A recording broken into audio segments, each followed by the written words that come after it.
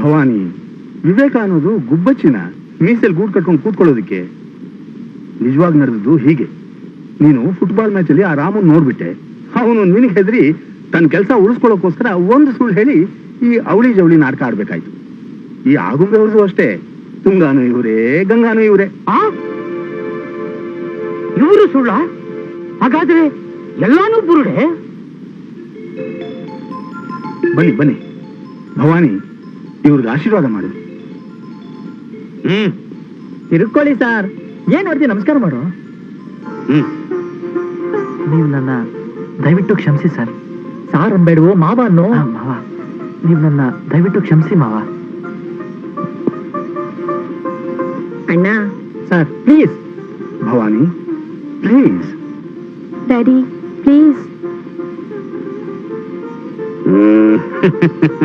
Okay okay. ಈ ಕಡೆ ನೋಡಿ.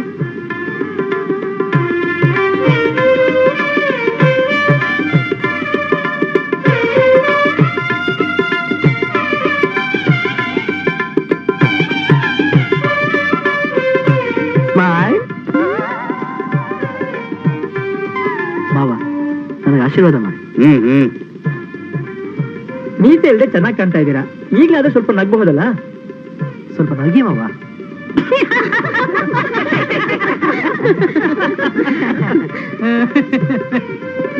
ಓಕೆ.